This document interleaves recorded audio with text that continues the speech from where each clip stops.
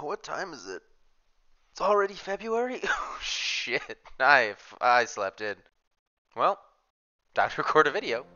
I know I said in my last video that I'd be doing more biting intos and tier lists and stuff like that, but I saw an article on the Nerdist talking about the color theory in the fall of the House of Usher, the latest Mike Flanagan show, and oh boy, do I have a lot to say about it. But let's not waste any more time, okay? Let's just hop right into it and get this show on the road, because this might be a long one. Or a short one, depending on how much I can cut. You'll know, I don't know. So, spoilers ahead for the fall of the House of Usher, and potentially the other amazing works of Mike Flanagan that I will be putting on the screen right now so you can see what they are. I highly recommend watching the show first, and I'll give you some time to pause and go do that right now, but also content warning for nudity and extreme gore for both of those things. They're both present, so whether that's a plus or a minus, now you know. The other shows by him are pretty good too. So I'd say those are definitely worth watching. They're not really necessary for this video, but they're like great. Probably won't spoil them, but it's always possible. Okay, so now you've made up your mind. You've decided to either watch it or decided you don't need to. And if you decided you didn't need to, I will be very much questioning that decision. But it's the decision you made. So from this point forward, whatever you hear is on you. And I guess on me because I said it. But if it's a spoiler and you're upset about that, that's on you. I've given you plenty of time. Now, Mike Flanagan's shows are a masterpiece of horror, in my non-expert opinion. They mix together jump scares, mystery, and psychological manipulation in just the perfect amounts, and I love them so much. But the Fall of the House of Usher, it's a mouthful of a title to say, dials up the mystery and focuses on the two Usher twins, Roderick and Madeline. Madeline, I forget how it's pronounced. I should probably know. I'll say Madeline. And Roderick's 6 children and 1 grandchild. These 6 children come from 5 different mothers, and at least the youngest 3 were brought into the family around the time they reached adulthood. It's unclear if this is because it took Roderick this long to know that they existed, or if he just didn't want to deal with the children before they became adults, but regardless, they're all thrust into the light of wealth at a young but adult age, and absolutely can't imagine going back. We learn about all of them and their key flaws as they're picked off one by one by a mysterious woman who we learn is named Verna.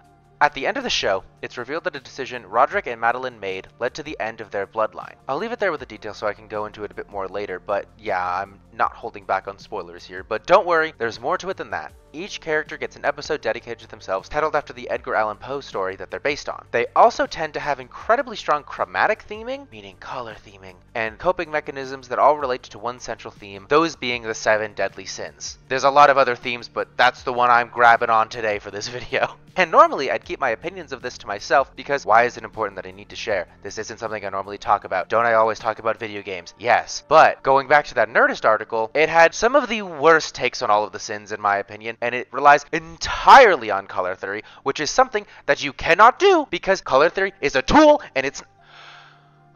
Okay, we're not going to go into that yet. I need to build up to that, okay? So we'll get back to that later. Let's just start so I can get to that because as you can see, I really want to get to that. And in order to do that, we're going to start with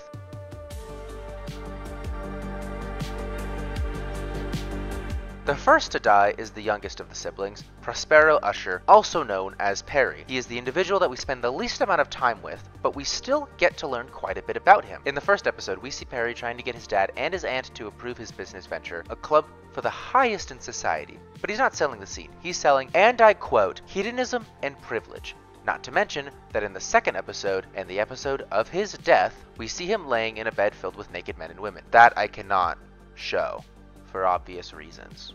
So, sorry. Safe to say that this section is going to be short, in case you haven't figured it out. He's lust. I could go into more plot-related evidence like how he invites his brother's wife to the sex party, but I think I've proven my point. So let's move on to what is the most clear signifier of this sin. And no, it's not their associated color, though we'll get to that later. It's the cause and method of their death. Perry's death happens at his party, which was meant to be, well, a massive elitist orgy. There's really no other way to say it, but beyond that, he tries to sleep with Verna, the individual responsible for his death. It's complicated? There's curses and such, not to mention the fact that his death is via acid, melting the flesh off of him and all of his guests, fitting for those indulging in the sins of the flesh, which are motivated by the sin of lust. And let me tell you, it's definitely the most horrific death we witness. Bold move to make it the first one, and I can respect the hell out of that. But I will also not be showing that, because you would just see a blurry mass of red and flesh tones, and like, you wouldn't be able to get anything out of it. So we're just not going to do that one. But with one out of the way, that brings us to the next sibling.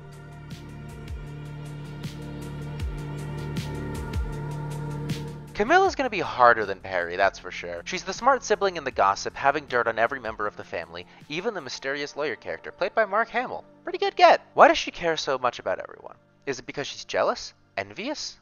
I don't think so. I think it's because she's so prideful. Look at the evidence we have. The family is informed of the death of their youngest brother, and she decides it's time to rise to the occasion and make a statement. She's in the PR business and knows this is her time to shine. Her time to show how useful and loyal she is. Her time to rise even higher. And her relationship with her assistants is sexual and blackmail to keep her position secured, to show others that she's the best and brightest member of the family. But to really hammer the point home, let's look at her death. She's mauled to death by a chimp, like the namesake in the story she's based on, Murder in the Rue Morgue. Doesn't seem very prideful, perhaps not, but the hints are in why she's there and how she faces death. The only reason she's there is because she fired her assistants after they realized they loved each other more than her. If she could be the center of attention, then what does she need them for? So she fired them. They couldn't get this dirt for her. Who better to get the job done than herself? She's the best person for the job after all, and even in her final moments, her last chance to grab onto life, she's too proud to put up a fight. Begging is beneath her, so she stands there and accepts her death with dignity. If I haven't made it clear enough, Camille is the sin of pride. Now, to continue this pattern of working our way up in age, we have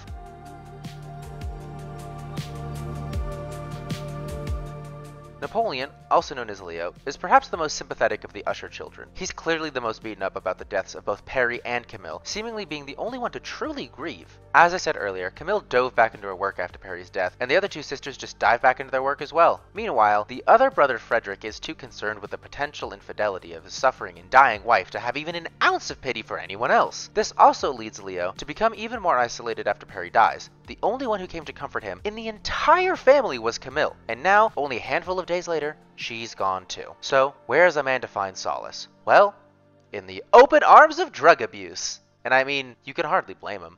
2 siblings lost in under a week? Not to mention the fact that he accidentally killed his boyfriend's cat while he was blacked out. What better remedy than to continue to consume? And I admit, having a drug habit on its own isn't the strongest evidence for gluttony, but it's a hard sin to write in a way that isn't overly obvious. There isn't anyone that just stuffs their face with food 24/7. His death isn't great for it either. He falls off the balcony and plummets to his death, but it can be related to his drug habit in some way. Perry's death doesn't have any real magic involved. It can easily be written off as Perry not checking the pipes before the party. Camille's death does a bit, but she was the only one present, so it's unclear if what she saw was real.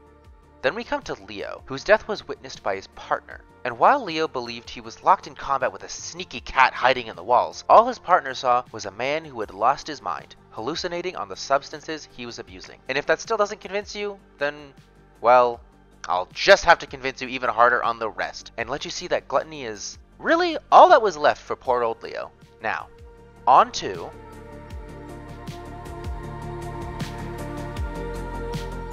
oh, Victorine. Receiving an especially large dose of skepticism, aren't you? Ever since the possibility of a mole being present was revealed, you've been on edge. I mean, Camille died trying to investigate you. It was your experiments that killed her after all. Oh, but who am I kidding? You were on edge well before that. Your medical device never could keep those chimps' hearts beating, after all. You even gave one chimp an overdose of adrenaline during a meltdown. Yeah, Victorine is definitely wrath. Always quick to violence and prone to outbursts, she broke the rules in an attempt to force her device to pass the test, as I mentioned earlier, and she tore down her office in an attempt to stop that terrible noise, not to mention the fact that she literally killed her wife in a fit of rage after she refused to work on the human trials. I mean, this must be the most obvious one yet. What better way to go out than at her own hand? As she was losing her mind, she stabbed herself in the chest in front of her own father, and, well, in front of her partner's mutilated corpse as well, but hey, she got the device to work. I can't show the footage for gore reasons, but she tore open her chest and used the device, forcing her heart to beat after she died. A level of brutality unseen by anyone else in the show. Well, except for maybe one person, but he comes after.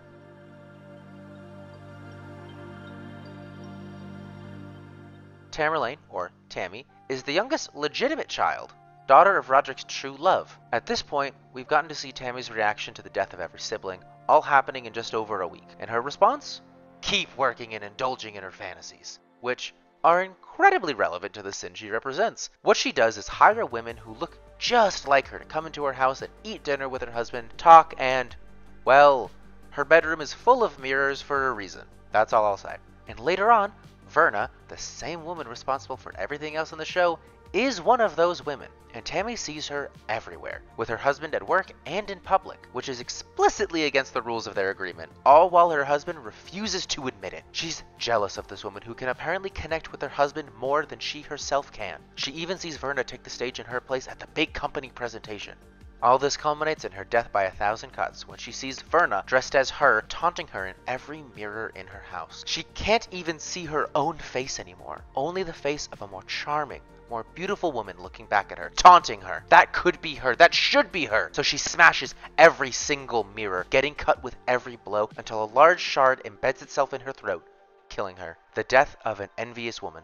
But wait, I hear you say. Could all these mirrors and focus on herself be evidence that she is meant to be pride? And Camille's investigation could be interpreted as envy of her sister. Yes, they certainly could. But I think there's a specific detail that makes one interpretation better than the other. That's the fact that Camille is never motivated by jealousy or the desire to have something that no one else has. Meanwhile, Tammy actively wants to be in the position of her replacement. Not to mention the fact that Tammy positions her husband as the face of her company, unlike Camille, who is the face of her own. Wouldn't the embodiment of pride put themselves on top for the world to see, instead of hiding behind her husband's handsome face? Plus, Tammy's company is a cosmetic company, preying on the insecurities of women to sell them overpriced products that they don't need. And how does she convince them that they need it? Show them the products. Show them beautiful people who use them. Make them envious of those who have them. I rest my case. But that does bring us to the final sibling, the eldest son.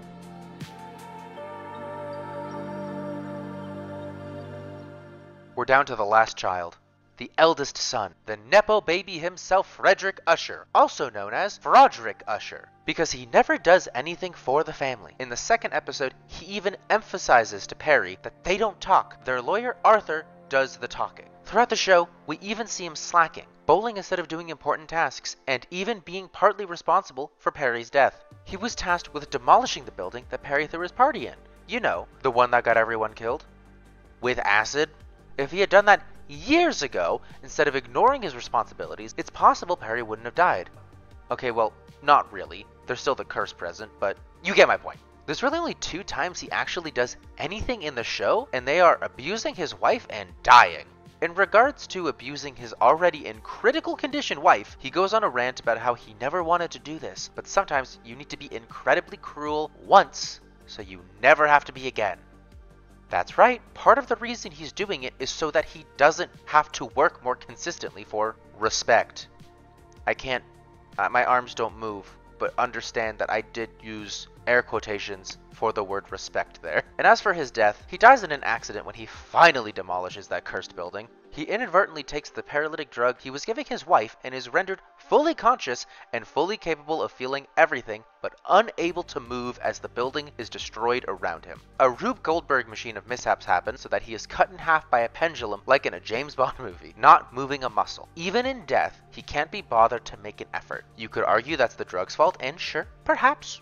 But his laziness and inability to check himself is the reason he took the wrong drug in the first place. The eldest son is the embodiment of sloth. Okay, now that we've gone through all of the children, you may be wondering something. What about greed? Is it the granddaughter, Lenore? No, she's a perfect human being who saved her mother from abuse and actually cares about the people around her. How dare you say it's Lenore? Even Verna, the person killing the entire family, felt bad for killing her. Greed is...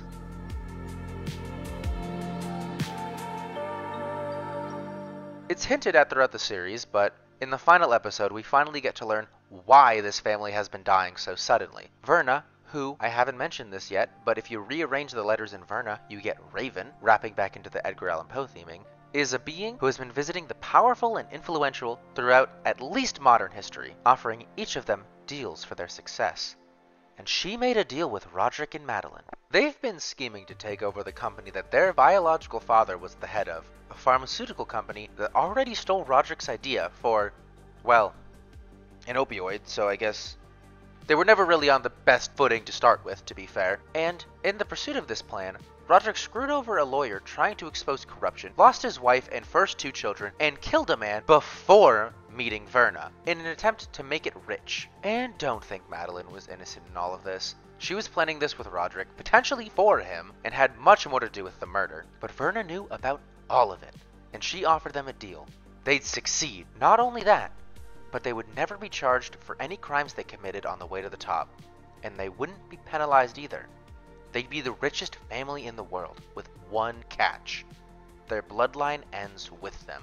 In the days before they die, all of their descendants will die too. A life of luxury for all of them. But a short one. And these 2?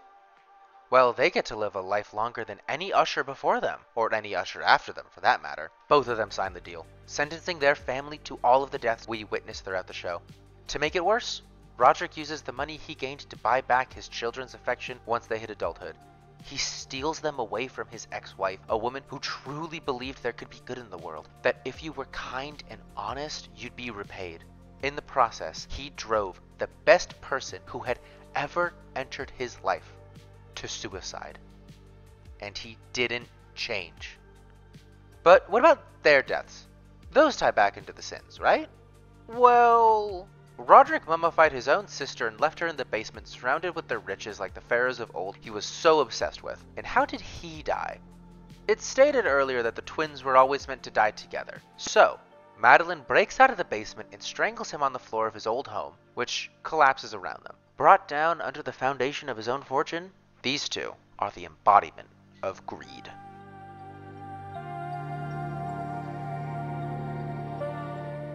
Now, let me preface this section by saying this. I am not an artist, nor am I an expert in color theory. I've spoken to a lot of artists about color theory, but do not claim to be an expert. This is all based on observations that I've made and would like to share on the topic. So, now that we've gotten that out of the way, for the love of God, stop relying on color theory for everything! Okay, so, let me explain. Color theory is a fantastic tool for character design, as colors all have specific cultural connotations. For example, red is angry and evil, while blue is sad or good, but they're only tools. Color theory alone shouldn't be used to identify what a character is like, but they can be used to further emphasize your points. And each of the children had a color associated with them that is extremely emphasized in their death scenes. Those being red for Perry, this bluish-white for Camille, yellow for Leo, orange for Victorine, like a tangerine, get it?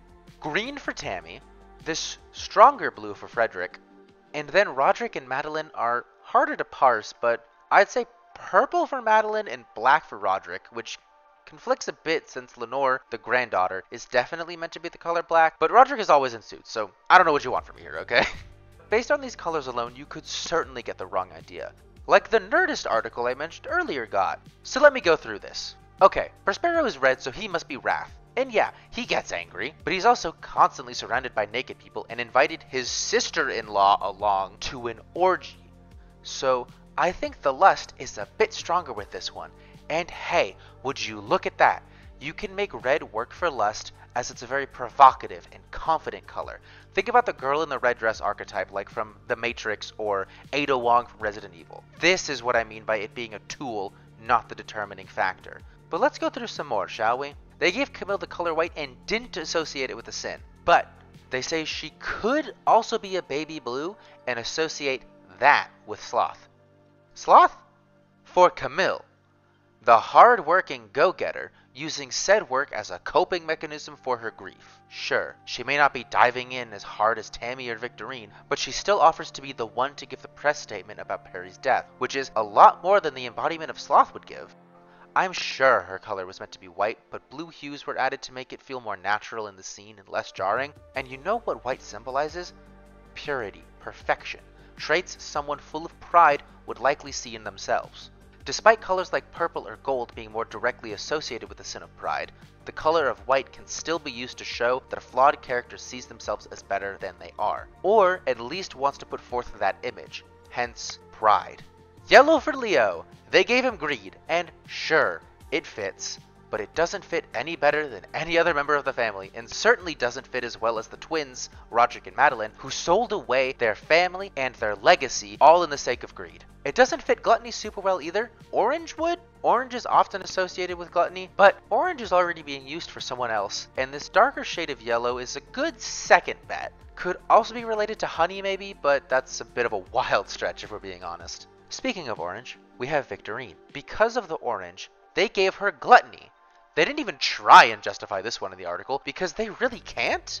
The only evidence for it is the color. But orange is also a warm, fiery color like red. Therefore, it can be associated with wrath, especially the shade of orange chosen for her death. And red was already taken because, let's be honest, pink is too friendly a color for a show of this tone, so Perry had to be red, leaving Victorine here with orange.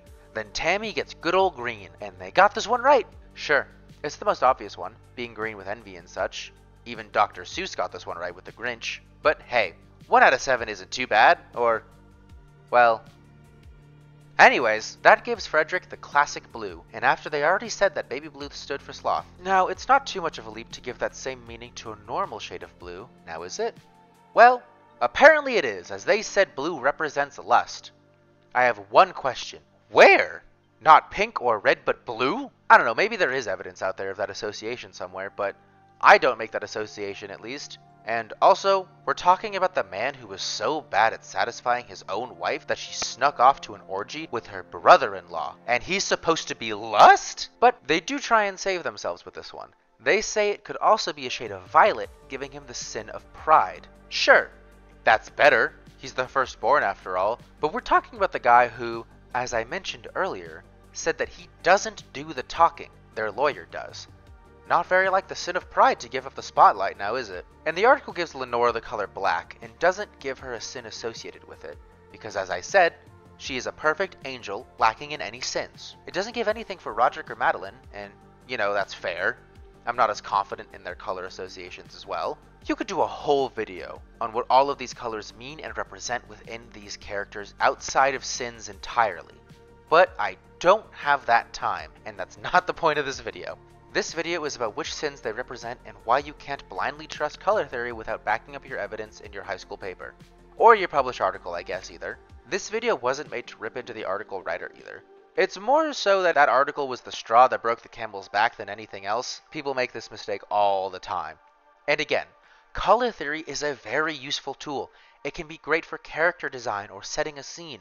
But if you give a man an orange jacket and don't ever show him eating, or give a room blue curtains, but have a happy conversation being discussed, you won't give off the impression that the man is gluttonous or that the scene is a sad one. And, yeah, that's pretty much all I have to say on the topic. I feel like I may have already started talking in circles. But these were just my opinions. Keyword being opinions. So if you disagree on anything, from the characters in the show to my rant on color theory, let me know down in the comments. I'd love to hear from all of you. And if you haven't checked out the show, you really owe it to yourself to do so. But again, content warning for violence and nudity. Lots of gore in the show. And don't forget to check out my other videos if you haven't. I should have another one coming out in a month or two. And check out my Twitch as well. Doing plenty of streams there if you want to see more of me or talk with me about anything, really. I post the VODs on my second channel if you wanted to check those out before joining me. Speaking of those VODs, there was something I was trying with them, when I remembered to do so at the outro at least. Let's bring that over here as well. Why not? So, good morning everybody, and don't forget to drink your syrup. God, that's gonna take a while to get used to, isn't it?